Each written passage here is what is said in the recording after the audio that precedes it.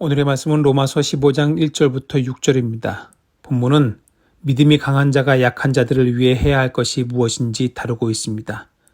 오늘은 믿음이 강한 사람이 과연 누구인지, 어떤 사람인지 함께 나누도록 하겠습니다. 믿음이 강한 것과 오래 믿은 것은 비례하지 않습니다.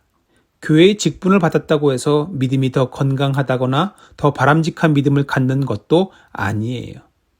우리 모두가 알다시피 오히려 교회의 리더십을 가진 사람들이 더 불량하고 부끄러운 믿음의 양상을 보여주는 경우가 얼마나 많은지 모릅니다. 그렇다면 과연 믿음이 강한 사람은 어떤 사람들일까요?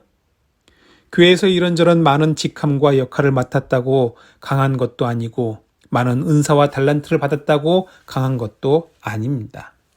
그동안 여러 공동체를 경험하면서 발견한 것은 강한 믿음은 공동체의 위기 때에 그때 나타나더라고요.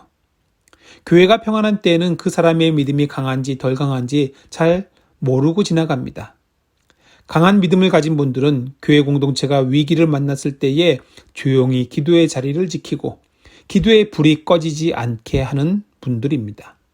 무릎으로, 눈물로, 금식으로 교회의 약점을 담당하시는 거지요.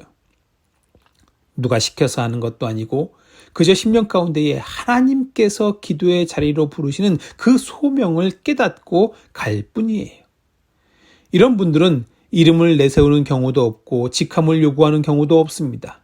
누가 보든 보지 않든 하나님 앞에서 기도만 할 뿐입니다. 큰 소리를 내는 경우도 없고 누구를 헐뜯거나 비방하지도 않고 시시비비 가타부타 떠드는 경우도 없습니다. 하나님은 이런 사람들을 통해서 교회 가운데에 위대한 역사를 이루시는 줄로 믿습니다. 우리는 오해하지 말아야 됩니다. 목소리 큰 사람들이 믿음이 강한 게 아니에요. 말을 잘하는 사람들이 믿음이 강한 것도 아니고요. 믿음이 강한 사람은 힘들고 어려울수록 티내지 않고 조용히 기도합니다.